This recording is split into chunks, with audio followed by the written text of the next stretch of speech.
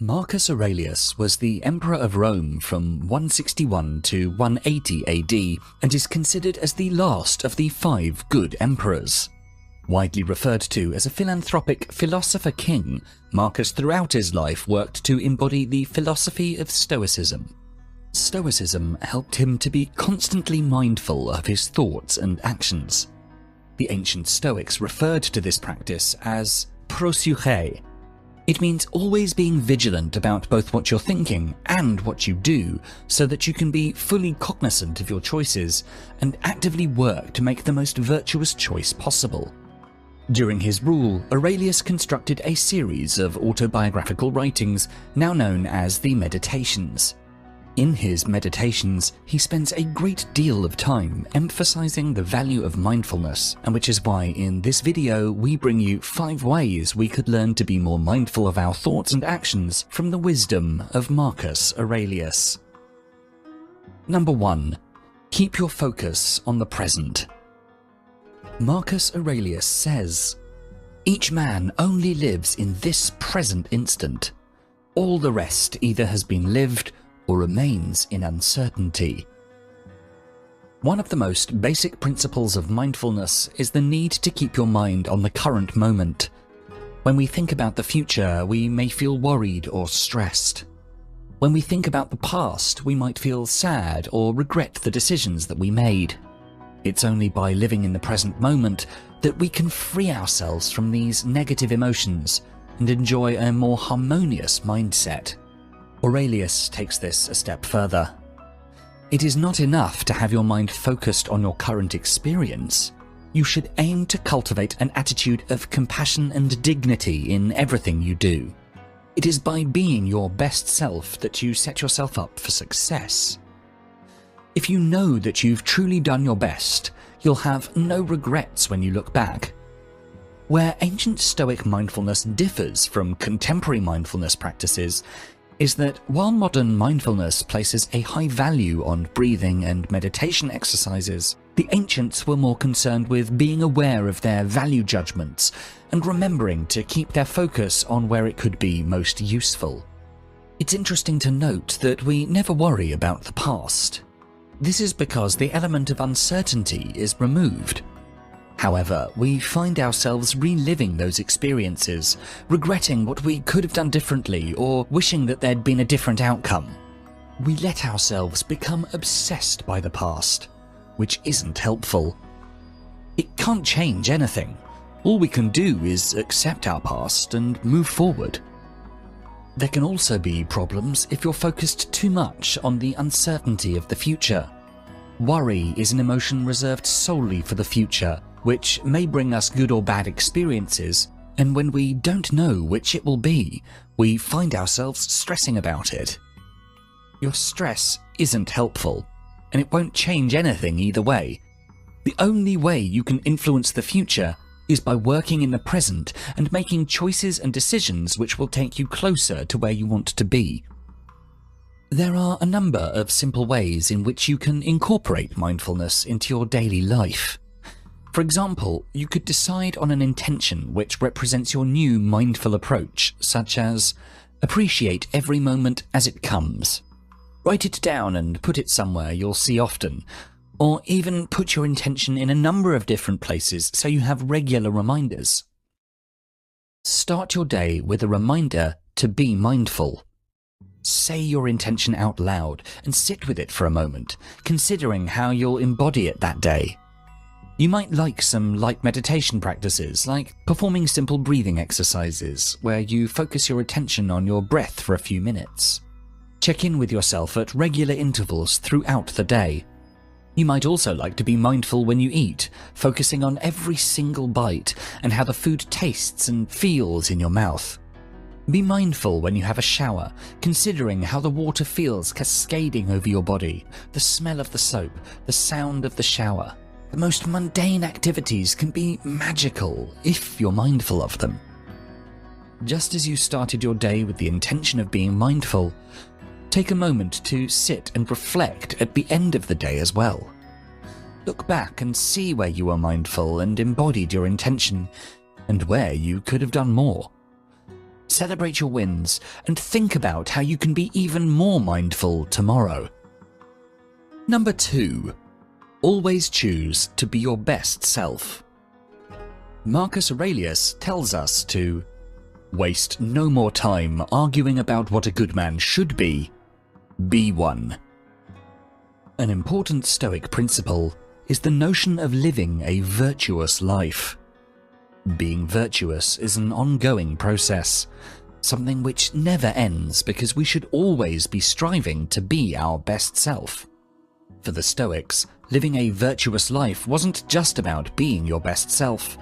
They felt that if everyone chose to be virtuous together, they could build a better society, a community of people who are working together for the common good, to create an environment which is positive for everyone involved. Everything that happens to you is an opportunity for you to choose a virtuous response. It doesn't matter how painful, frightening, or difficult your situation is. If you react with virtue, its inevitable outcome would be all those things which are so important to us all, like happiness, fulfillment, success, honor, love, and reputation. Choosing to be your best self is a continuous process. You should make a point of checking in with yourself mentally throughout the day to see where your mind is focused. Ask yourself, are you distracted by external influences? Are you being selfish instead of thinking about how you can best serve those around you? When you become more aware of your thoughts on an ongoing basis, you can take active action to channel them in the most beneficial direction for both yourself and the people around you.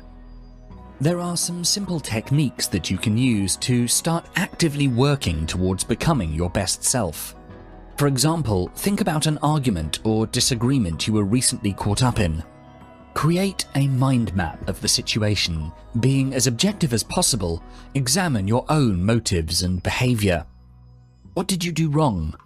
What might you have done differently? What were your reasons for behaving the way you did? What other explanations might there be? Could you have been kinder or more stoic in your approach? Now, do the same for the other person. Put yourself in their shoes and think about possible reasons for why they did what they did. What factors might be involved that you don't know about? Could there be anything happening in their life which might explain their behavior? When you've done this, pick the kindest explanation you have for the other person's behavior and counter this with the harshest explanation for yours. How does this change how you view what happened? Would you behave differently in future? The more conscious you can be about the way you choose to act and feel, the more mindful you'll be and the more control you can have over being the best possible version of yourself. Another exercise you might like to try is to write out a description of someone you know who you admire. Why do you look up to them? What is it about them that makes them worthy of respect? What character traits of theirs would you like to possess? Now do a description of yourself at your best. Think about the qualities you have, not the qualities you think you ought to have. How is that person different to who you are right now? How would you treat other people if you were that person? How would your life change if you were always your best self? Every day, sit down in the evening and journal about your day. First, write out what happened, and then write out what would have happened if your best self had experienced that same day. Continue to do this until you only have one version of your day to journal, because you were genuinely at your best all the time. Being conscious about your actions and thoughts so that you actively choose to be your best is the very epitome of mindfulness and will improve the quality of your life immeasurably. Number 3. Always do the right thing. To quote Marcus Aurelius, "We ought to do good to others as simply as a horse runs, or a bee makes honey, or a vine bears grapes season after season without thinking of the grapes it has borne." The ancient Stoics turned to nature for inspiration and believed that humans were designed by nature to live in harmony with each other. Aurelius used a lot of natural imagery in his writing to illustrate this point. In this instance, to demonstrate that we should not allow ourselves to become smug, arrogant, or proud of our achievements. Marcus Aurelius ruled Rome during a period of great conflict. After every major military victory, a so-called triumph would be held in Rome, which was a ceremonial procession meant to celebrate victorious generals who would be driven through the city in a horse-drawn chariot. Throughout the triumph, behind the victorious general in the chariot stood a slave, holding a golden crown over his head. One of the most interesting parts of this triumph was that this slave would also whisper to the general, "Remember, you are mortal." A timely reminder that while this moment might be glorious, it could all be gone in an instant. Marcus Aurelius believed that we should all keep a sense of humility no matter how glorious our achievements might be. We are all mortals, living for just a brief moment on this earth. The consciousness of death's reality can help us keep things in an appropriate perspective, can teach us to be more compassionate towards other people, can teach us to be just as well as merciful. We can implement this wisdom in our lives by avoiding being too arrogant and by trying to do the right thing at any given moment. Being righteous in our relationships with everybody around us. To do so, we should look deep inside our hearts, examine any negative pattern by which we sometimes act, then take a step back and learn how to pause before acting on anything. Oftentimes, these negative patterns are born in fear of something, say the fear of being alone, or of poverty, fear of not being enough, and ultimately, the biggest of them all, the fear of death. To the Stoics, such fears were pointless. We cannot control the actions of others or prevent the inevitable cycle of change. Therefore, it's a waste of energy and time to fear that which you cannot control. If you face your fears with courage and accept that not everything will go according to plan, you'll be better placed to cope with things that don't go your way. By overcoming these fears, our spirit will free itself. We would become more open to others, more compassionate, as well as more forgiving to ourselves and others. For example, if you're asked to do something at work you consider immoral, say ditching a colleague and making him lose his job in spite of his high skill levels, you should take a step back, reflect on what would be the right action for you in this situation, confront your boss, and give a complete list of reasons why you think this action would be inappropriate. Your boss might get angry at you for disobeying them, but if you know you're on the right side of the situation, then the anger wouldn't matter to you. It is much more important to live life with a clean conscience than to compromise your values for something so small in the grand scheme of things. In this example, the fear that you had to confront was your fear of losing your job by making your boss angry, and the negative pattern which you have to stop letting control your life is the pattern of pleasing other people who don't deserve it. Number 4. Accept and love your life through good times and bad. In the words of Marcus Aurelius, "It is my bad luck that this has happened to me." No, you should rather say, "It is my good luck. I can bear it without pain, neither crushed by the present, nor fearful of the future." The Stoics were renowned for their ability to face even the toughest times with resilience and acceptance. They actively cultivated hardship as a matter of course, so that when the tough times hit, they would be prepared to deal with it. This acceptance of fate can be described as amor fati. Amor fati means that whatever happens to you, if you have the right state of being, you can take that experience and use it to shape you into an even better person, regardless of whether it's positive or negative. As Aurelius put it, "A blazing fire makes flame and brightness out of everything that is thrown into it." Even though we have different religious or spiritual backgrounds, we are all part of something bigger than ourselves. Whatever you've done, whoever you are, Your journey has brought you to this place at this time. You are exactly where you need to be, so you should appreciate and be thankful for this moment, regardless of whether it's currently positive or negative.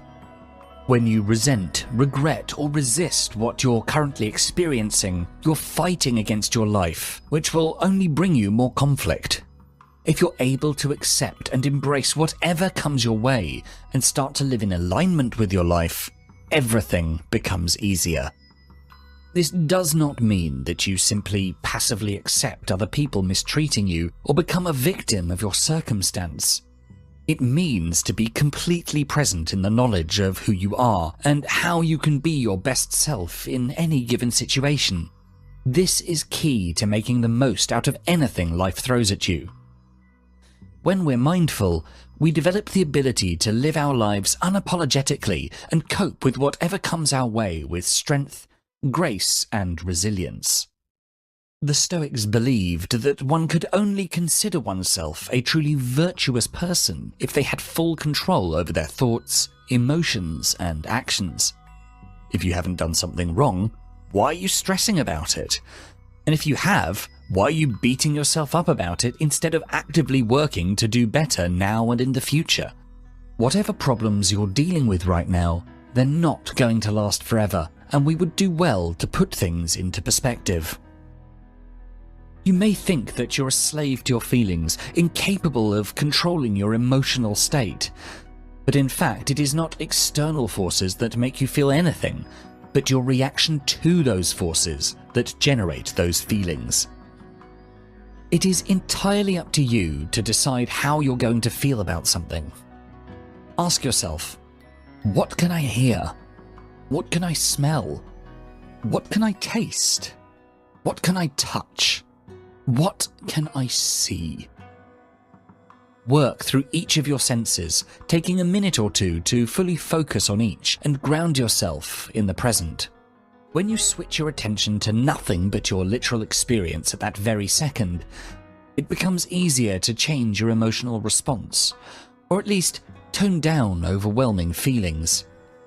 Once you've done this a few times, you'll see for yourself how easy it is to reclaim your power so that you're no longer at the mercy of external forces. And the more you continue to do this, the easier it becomes. Number 5. Change your thoughts to change your life. In our final quote for this video, Marcus Aurelius tells us, "You have power over your mind, not outside events. Realize this, and you will find strength." The Stoics held that their thoughts were the ultimate arbiter of the nature of the reality they experienced. They understood that if they were pessimistic, they would only ever see the negative things in life, even if they were rich and successful. Conversely, if they found a reason to be grateful for every experience, regardless of these experiences being positive or negative, they would be able to find happiness and blessings in the moment. There's been a lot of research into the placebo effect, which has conclusively demonstrated that the way we think has a direct effect on our experience. For example, studies have shown that telling people that they were drinking something laden with caffeine would raise their blood pressure, even if what they were drinking was entirely caffeine-free. The sooner you recognize the power of your thoughts, the sooner you'll be able to wield them and improve your quality of life. The stories we tell ourselves about who we are go a long way to shape our reality. For example, if you tell yourself that you're socially awkward, when you go to an event, you're more likely to keep your distance, hide away, avoid actively talking to people. And what will happen? You won't make new connections, and you'll have proven to yourself that you definitely have problems in social situations. You can start by listing the labels you've given yourself. Maybe you think you're no good with money. Perhaps you think you'll never find love. Once you've listed out all the things you currently believe, take a moment to reflect on the fact that just because you think something doesn't mean that it's an objective truth. You can always change your thoughts. To do so, write an opposing belief in front of the labels you've given yourself.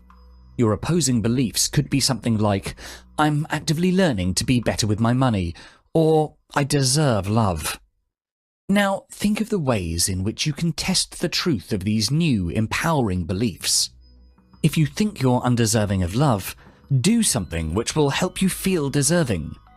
Self-love is equally valid, and if you show love to yourself, you make it easier for others to love you as well. Sign up for some budgeting classes to help you develop healthier habits surrounding money. If you think that your life will never change, you're right, it won't. So take this opportunity to step outside of your comfort zone and see what happens when you start changing the way you think and act accordingly. The more you make a conscious decision to always focus on the positive potential in any given moment and seek out the lessons life has to offer you, you'll find yourself becoming less stressed and experiencing true inner peace.